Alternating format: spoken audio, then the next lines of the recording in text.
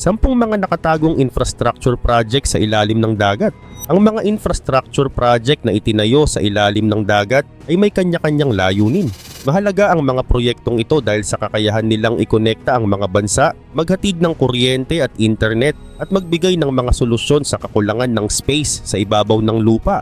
Mahalaga din ito para sa mga scientist na nag-aaral ng microbiology. Kung kaya't sa video na ito ay aalamin natin ang 10 mga infrastructure project sa ilalim ng dagat at ang mga dahilan kung bakit sila itinayo. Kaya naman simulan na natin. Number 1. USS Oriskany Artificial Reef. Ang USS Oriskany na tinatawag ding Mighty O ay isang barkong pandigma na ginawang pinakamalaking artificial reef sa karagatan ng US. Ang barko ay 911 feet ang haba at kayang magdala ng 80 na mga eroplano. Sa loob ng 25 years ng serbisyo, ito ay ginamit sa Pacific Ocean at tumanggap ng 2 battle stars mula sa Korean War at 5 battle stars mula sa Vietnam War. Pero noong September 1976, ang barko ay opisyal na inalis sa serbisyo o dekomisyon. Samantala, noong May 17, 2006, ang barko ay sinadyang ilubog sa dagat upang maging artificial reef. Ang proyektong ito ay pinangunahan ng US Navy, Florida Fish and Wildlife Conservation Commission o FWC at Escambia County. Matatagpuan ng USS Oriskany 22.5 nautical miles sa southeast ng Pensacola Pass sa lalim na 212 feet. Tugnay pa nito bago sumisid sa USS Oriskany. Mahalagang maghanda ng maayos. Ang lalim ng reef kalayuan nito mula sa baybayin at ang posibleng lakas ng agos ay nangangailangan ng tamang pagsasanay, angkop na kagamitan at sapat na karanasan. Siguraduhing malusog ang katawan at handa para sa ganitong klase ng pagsisid. Laging kumonsulta sa local dive shops bago sumisid. Ang kondisyon ng USS Oriskany ay maaaring magbago dahil sa bagyo, malalakas na agos at pagkakalawang ng mga bakal na bahagi nito. Mahalaga na malaman ang pinakabagong kondisyon bago magplano ng dive. Siguraduhing tama ang iyong scuba gear para sa malalim na dive. Magdala rin ng ekstrang gamit tulad ng flashlight at depth gauge upang masigurado ang kaligtasan. Sundin ang mga itinuro sa diving training at tiyaking magplano ng maayos kasama ang iyong dive team. Maging maingat habang nililibot ang reef upang maiwasan ang anumang aksidente. Sa kabilang banda, ang USS Oriskany ay hindi lamang bahagi ng kasaysayan ng US Navy, kundi isa ring tanyag na destinasyon para sa mga divers.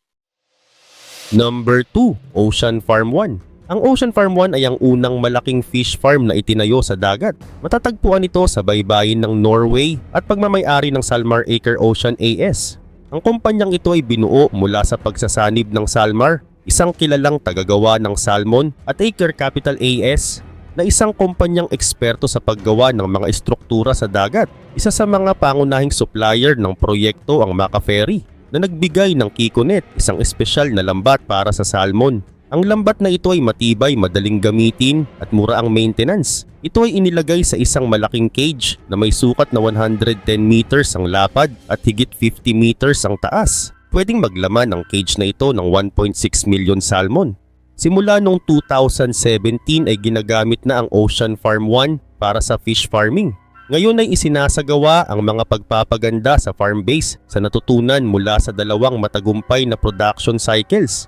Ginagawa ang mga pag-aayos sa yard ng Aker Solutions sa Berdal, Norway. Layunin ng proyektong ito na gawing mas mahusay ang teknolohiya sa fish farming at maging nangunguna sa salmon production sa buong mundo. Maliban pa rito, ang Ocean Farm 1 ay inaasahang ganap na magagamit noong Spring 2023. Ang proyektong ito ay patunay na ang makabagong teknolohiya ay malaking tulong sa fish farming. Kasama sa tagumpay na ito ang mga kumpanyang tulad ng Maka Ferry at Aker Solutions na nagbibigay ng ligtas, matibay at abot kayang kagamitan para sa ganitong uri ng farm.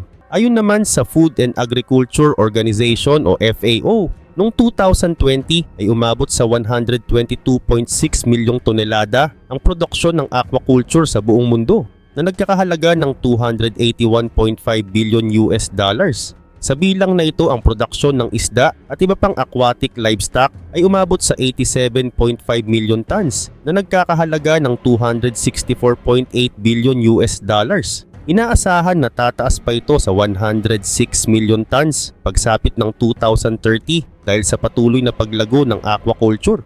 Malaki naman ang papel ng aquaculture sa global supply ng pagkain. Layunin ng FAO na mapalago ang produksyon ng aquaculture ng 35 hanggang 40% bago ang 2030.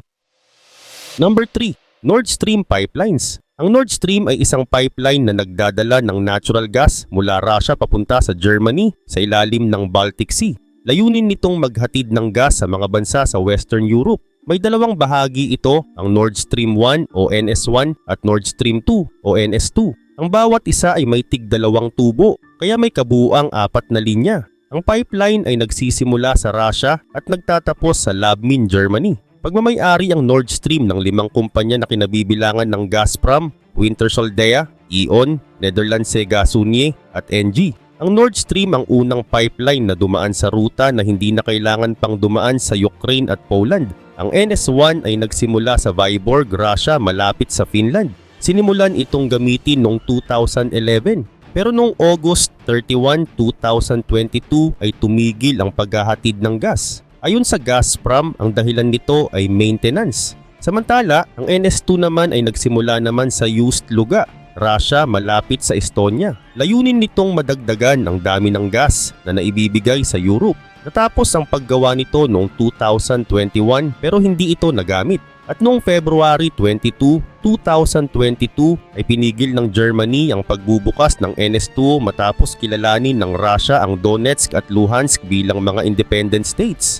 Kaugnay ito ng babala ng Germany at United States laban sa posibleng pagsalakay ng Russia sa Ukraine. Simula pa lang ay tutol na ang United States sa proyekto. Naniniwala sila na masyadong magiging dependent ang Germany sa gas ng Russia. Dahil dito ay nagpatupad ang United States ng mga sanksyon sa mga kumpanyang kasali sa NS2. Tinuligsa naman ito ng Germany bilang pakikialam sa kanilang desisyon. At noong September 26, 2022 ay may nangyaring 4 na pagsabog sa mga pipeline ng Nord Stream 1 at 2. Dahil dito ay nasira ang 3 sa 4 na linya. Nag-imbestiga ang Germany, Sweden at Denmark. Pero noong February 2024 ay isinara ng Sweden at Denmark ang kanilang investigasyon ng walang sinisisi. Noong June 2024 ay sinabi ng Germany na isang Ukrainian ang pinaghihinalaang nasa likod ng pagsabog. Number 4. Victoria Experimental Network Under the Sea. Ang Venus o Victoria Experimental Network Under the Sea ay isang proyekto sa Canada na tumutulong sa pag-aaral ng karagatan. Pinamamahalaan ito ng Ocean Networks Canada mula sa University of Victoria sa British Columbia. Sinimulan ng Venus noong 2006 upang matulungan ang mga sayantipiko na mag-aral ng karagatan kahit hindi sila naroroon. Layunin ng Venus na pag-aralan ang karagatan sa 2 lugar sa British Columbia. Ang unang lugar ay sa Saanich Inlet na may lalim na 100 meters at nagsimula noong February 2006. Ang pangalawang lugar naman ay sa Strait of Georgia na mas malalim at umaabot mula 100 hanggang 300 meters. Gumagana ang Venus gamit ang 50 kilometers ng fiber optic cables na umaabot hanggang 300 meters ang lalim. Ang mga kable ay nakakonekta sa mga kamera at iba't ibang kagamitan sa ilalim ng dagat. Sa pamamagitan nito ay nasusukat ang temperature, salinity at pressure ng tubig sa buong araw, 24/7. Hindi tulad ng tradisyonal na paraan gamit ang mga barko, ang Venus ay nagbibigay ng tuloy-tuloy at mas detalyadong datos na parang pelikula. Dahil dito ay mas tiyak ang mga impormasyon para sa pananaliksik. Ang mga datos na nakukuha mula sa Venus tulad ng mga larawan at tunog mula sa dagat ay pwedeng makita ng publiko sa kanilang website. Bukod sa mga sayantipiko, maaaring makinabang ang sinuman na nais makita at maunawaan ang ilalim ng dagat. Layunin ng Venus na hindi lang makatulong sa pananaliksik kundi bigyan din ng publiko ng pagkakataon na ma-appreciate ang ganda ng karagatan. Dagdag pa rito, ang Venus ay pinopondohan ng gobyerno ng Canada at ng ilang pribadong kumpanya. Inaasahan itong magagamit ng tuloy-tuloy sa loob ng 20 hanggang 25 years. Sa tulong ng Venus ay nagiging mas madali at mas detalyado ang pag-aaral ng karagatan. Mahalaga ito para maunawaan natin ang mga nangyayari sa karagatan at masigurong mapangangalagaan natin ito para sa mga susunod na henerasyon. Number 5. The Viking Link. Ang Viking Link ay isang proyekto na nagkokonekta sa United Kingdom at Denmark gamit ang isang makabagong power cable. Natapos ito noong 2023 at sa 2024, ito na ang pinakamahabang high voltage power cable sa buong mundo. Ang proyektong ito ay pinagsikapan ng British National Grid at Danish Energynet. Ang cable ay nagsisimula sa Beakerfen sa UK at nagtatapos sa Revsing sa Denmark. May kabuuang haba itong 765 kilometers kung saan 650 kilometers ay nakalubog sa ilalim ng dagat. Dumadaan ito sa mga tubig ng Denmark, Germany, Netherlands at UK. Nadaanan din nito ang kilalang Nordnet cable. Ang Viking Link ay kayang magpadala ng 1,400 megawatts ng kuryente, sapat upang magbigay ng energy sa milyon-milyong bahay. Ang voltage nito ay 525 kilovolts at may annual capacity na 12.3 terawatt-hours. Ang cable ay gawa sa matitibay na materials tulad ng copper, bakal, plastic at papel at may timbang na 40 kilograms per meter. Bukod dito, noong 2015 ay isinama ng European Union ang Viking Link sa listahan ng mga mahalagang proyekto nila. Kaya noong 2017 ay naglaan ang proyekto ng 1.3 billion euros para sa construction at maintenance. Ginawa rin ang seabed survey bilang paghahanda sa paglalagay ng cable. Subalit nung nangyari ang Brexit, maraming nag-alala na baka maapektuhan ng proyekto. Pero tiniyak ng Viking Link na magpapatuloy ito dahil may malinaw itong plano at suporta mula sa mga involved. Noong 2019 ay sinimulan ang paghahanda para sa paggawa ng cable. Sa 2020 naman ay sinimulan ang pag-install ng mga cable sa lupa at dagat. At noong July 2023 ay natapos ang buong subsea cable sa ilalim ng dagat. Sinimulan ang testing ng cable noong November 2023 at opisyal itong nag-operate noong December 29, 2023. Sa simula, limitado ito sa 800 MW pero inaasahang maaabot ang buong capacity na 1,400 MW sa 2025 kapag natapos ang karagdagang transmission line sa Denmark. Number 6. Osborne Reef. Ang Osborne Reef ay isang artificial reef sa karagatan malapit sa Fort Lauderdale, Florida. Nilikha ito noong 1970s gamit ang mga concrete jacks at milyon-milyong lumang gulong. Layunin nitong gawing tirahan ng mga isda at paramihin ng marine life sa lugar. Ngunit sa halip na makatulong ay naging sanhi pa ito ng malaking pinsala sa kalikasan. Samantala noong 1974 ay sinimulan ang proyekto sa suporta ng gobyerno at ng US Army Corps of Engineers. Mahigit 2 milyong gulong ang itinapon sa karagatan. Akala nila ang mga gulong ay magiging mabuting tirahan para sa mga isda at halaman sa ilalim ng dagat. Pero hindi tumubo ang mga halaman at hindi rin lumago ang mga hayop sa mga gulong. Ang mga bakal at nylon na nagdikit sa mga gulong ay madaling nasira dahil dito ay nagkahiwa-hiwalay ang mga gulong at nadadala ng alon at bagyo. Naging sanhi rin ito ng pagkasira ng kalapit na coral reefs at kumalat pa ang mga gulong sa ibang lugar tulad ng Pensacola at North Carolina. Gayun din naman noong 2001 ay sinimulan ni Dr. Robin Sherman ang pagtanggal ng mga gulong. Sa maliit na pondo ay nakapag-alis siya ng 1,600 na gulong. At noong 2007 ay pumasok ang US military para tumulong. Ginamit nila ang proyekto bilang pagsasanay ng kanilang mga divers. Sa unang taon ay nakapag-alis sila ng 10,000 na mga gulong. At noong 2008 naman ay natanggal ang 43,900 na gulong sa loob ng 26 days ng operasyon. Sa mga sumunod na taon ay tuloy-tuloy ang paglilinis ng US Army at Navy. Sa kabuuan ay umabot na sa 73,000 na gulong ang natanggal mula sa reef. Dagdag pa rito noong 2015 ang Industrial Divers Corporation ang humawak ng proyekto.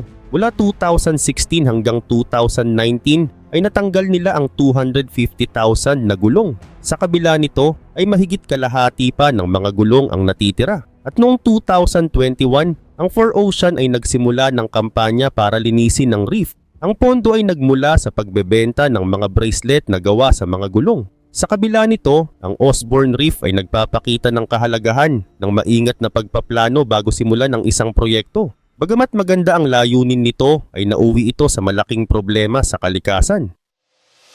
Number 7. Project Natick. Noong 2013 ay may isang empleyado ng Microsoft na nakaisip ng idea na maglagay ng data center sa ilalim ng dagat. Ang layunin nito ay makatipid sa gastos sa pagpapalamig ng mga server at tumulong na mapanatili ang kalikasan. Para maipakita ang idea ay gumawa ang mga empleyado ng documents para suportahan ito. Samantala, noong 2014 ay sinimulan ng Microsoft ang Project Natic. Ang unang prototype na ginawa ay tinawag na Leona Philpott mula sa karakter sa Xbox game na Halo. At noong August 10, 2015 ay inilubog ang prototype sa dagat malapit sa baybayin ng California sa lalim na 30 feet. Nanatili ito sa ilalim ng dagat sa loob ng 105 days. Matapos ang experimentation ay iniangat ito mula sa tubig para pag-aralan. Dahil matagumpay ang pagsubok ay naisip ng Microsoft na gumawa ng mas malaking prototype na kayang tumagal sa mas matinding kondisyon at gagamit ng renewable energy. Gayun din naman para sa ikalawang bahagi ay humingi ang Microsoft ng tulong mula sa mga marine engineering experts. Napili ang Naval Group na isang kumpanya mula sa France para gumawa at mag-deploy ng mas malaking data center. At noong June 1, 2018 ay inilunsad ang bagong prototype sa baybayin ng Orkney Island sa Scotland. Nanatili ito sa ilalim ng dagat ng mahigit 2 taon. Habang may pandemya ng COVID-19 ay ginamit ang data center na ito para tumulong sa pagproseso ng data sa pananaliksik ng vaccines. At noong July 2020 ay iniangat ang data center mula sa tubig para suriin ang resulta ng eksperimento. Sa kabila nito, noong 2024 ay sinabi ng Microsoft na natapos na ang Project Natic at hindi na sila maglalagay ng data center sa ilalim ng dagat. Number 8. SOSUS. Noong 1950s sa panahon ng Cold War ay gumawa ang Navy ng United States ng isang espesyal na sistema para bantayan ang mga submarine. Tinawag itong Sound Surveillance System o SOSUS. Ang SOSUS ay isang malaking network ng mga microphone na tinatawag na hydrophone. Ang mga ito ay inilagay sa ilalim ng dagat sa mga karagatan ng Atlantic at Pacific. Ginagamit ng SOSUS ang Sound Fixing and Ranging or SOFAR channel, isang bahagi ng dagat kung saan ang mahihinang tunog ay kayang maglakbay ng napakalayo. Kaugnay pa nito ang mga microphone ng SOSUS ay nakalagay sa ilalim ng dagat, malapit sa gilid ng mga kontinente at sa mga seamount. Naririnig ng mga ito ang mahihinang tunog na mula sa mga submarine. Ang mga tunog na nakokolekta ay ipinapadala sa mga ground station gamit ang mga cable sa ilalim ng dagat. Dito ay maingat na sinusuri ang mga tunog upang malaman kung saan nanggaling ang mga ito. Ngunit nang matapos ang Cold War, ay nagpasya ang Navy na pahintulutan ng mga scientist na gamitin ng SOSUS para sa iba't ibang pananaliksik. Tinawag itong dual use dahil nagagamit ito para sa layuning militar at pananaliksik. Sa ngayon ay ginagamit ang SOSUS upang pag-aralan ang mga lugar sa ilalim ng dagat na may mainit na singaw o hydrothermal vents. Nakatutulong din ito upang matukoy ang mga lugar kung saan may pagsabog ng bulkan sa ilalim ng dagat. Isa pang mahalagang gamit ng SOSUS ay ang pag-aaral sa mga tunog ng balyena. Sa tulong nito ay nasusubaybayan ang galaw ng mga balyena sa Atlantic at Pacific. Ngunit bukod sa pag-aaral ng mga tunog ay nagagamit din ng SOSUS upang sukatin ng temperature ng karagatan. Sinusukat nito kung gaano kabilis maglakbay ang tunog sa tubig. Sa ganitong paraan ay natutukoy kung nagbabago ang temperature ng tubig sa malalawak na bahagi ng karagatan. Mahalaga ang impormasyong ito para sa pag-aaral ng epekto ng climate change sa ating mga karagatan. Dahil dito ay nakatutulong ang SOSUS sa mas malalim na pag-unawa sa mga pagbabago sa ating kapaligiran. Number 9. The Gibraltar Artificial Reef. Noong 1973 ay sinimulan ni Dr. Eric Shaw ng Helping Hand Trust ang proyekto na tinatawag na Gibraltar Artificial Reef. Layunin nitong magbigay ng bagong tahanan para sa mga isda at iba pang hayop sa dagat upang dumami at manatili. Matatagpuan ito sa Mediterranean Sea malapit sa Gibraltar na isang teritoryo ng United Kingdom. Samantala mayroong mahigit 40 na lugar para sa diving dito. Maraming klase ng hayop sa dagat ang makikita sa parehong natural at artificial reefs. Sa simula ng proyekto ay sinubukan nilang gumamit ng mga lumang gulong bilang reef. Ngunit natangay ang mga ito ng malalakas na alon o natabunan ng buhangin kaya hindi naging matagumpay. Sinubukan din ang paggamit ng malalaking bato pero natutulak din ito ng alon at masyadong magastos. Dahil dito ay lumang sasakyan naman ang ginamit. May pagkakataon pa na isang Mercedes-Benz ang kanilang nilubog sa dagat pero sa huli ay napagdesisyonan nilang gumamit ng mga hindi na nagagamit na barko. Ang mga ito ay binigay ng Gibraltar Port Authority at mga marina sa lugar. Bago ilubog ang mga barko ay nilinis muna ang mga ito para siguraduhing walang makakasira sa kapaligiran. At noong 1974 ang unang inilubog ay 2 barge mula sa Gibunco sa Camp Bay. Karagdagan pa dito, noong 2006 ay isang malaking kahoy na bangka na tinawag na True Joy o Noah's Ark ang inilubog.